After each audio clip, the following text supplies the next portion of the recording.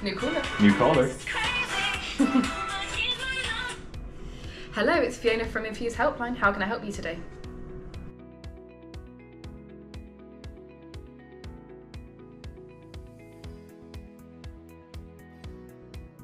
What are we talking about today? So our caller today has an issue with maintaining innovation whilst also trying to cut costs. Mm. Obviously it's a tricky time. Yep. They understand the importance of innovation, but in the short term, Yeah. how do they do that? Yeah, definitely. I mean, there's kind of two sides of the coin here, I think. First one is, actually analyzing processes and getting behind the cost cutting. And like, the first thing you need to do is you need to see, how do you work? What are your ways of working, right? That's side number one of the coin. Then you flip the coin, other side, allowing resources that you freed up from that analysis to push the business in new directions and innovate and grow. So yeah, I think they're really the two sides. You have the analysis of the process and then the reallocation of resources into new areas that allow the business to grow.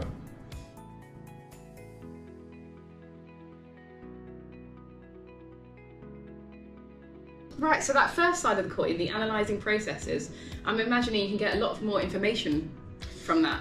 100%, yeah, and I think a lot of people actually don't understand the way that they work today. You can think of it like tip of the iceberg, right? They might know their business critical processes, they might know what their procure to pay is, whatever it might be. But once you get down a little bit, they actually don't understand how their business works. And I think you'll find that when you actually dip under the water towards that bottom 95% of the iceberg is where you get the real value, right? You start to look at the processes you've never considered, you'll find there's a lot of inefficiencies, bottlenecks, and all of those can be freed up to, leave the kind of mundane, ineffective tasks to the side and be reallocated towards, growth areas in the business. Right, so that sort of process exploration is like exploring the ocean, going underneath the iceberg, Yeah.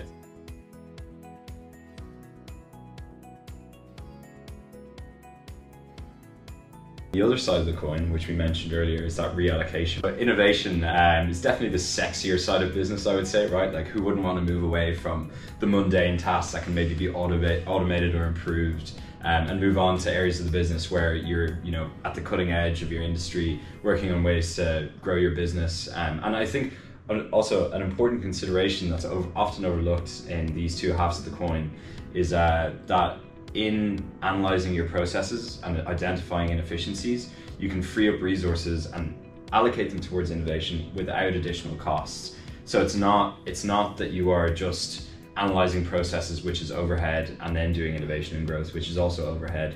You're using the resources that you've freed up to move innovation forward in your business. Right, but to understand those benefits, you sort of have to think a bit longer term, don't you? In the 100%. short term, it might be a bit more effort, a bit more costs. Yeah, 100%. And I think that's exactly, you've hit the nail on the head there. It's that sort of shorter term vision that a lot of companies fall into today, which is totally understandable, right? There's tough economic conditions, they might have layoffs, stuff like that. The company might be hemorrhaging money, and the first knee-jerk reaction is to cut costs, and they look at typical departments that would have been viewed as overhead more than anything else. I think in realizing that those departments with less tangible outputs are the ones that actually drive innovation and growth in your business.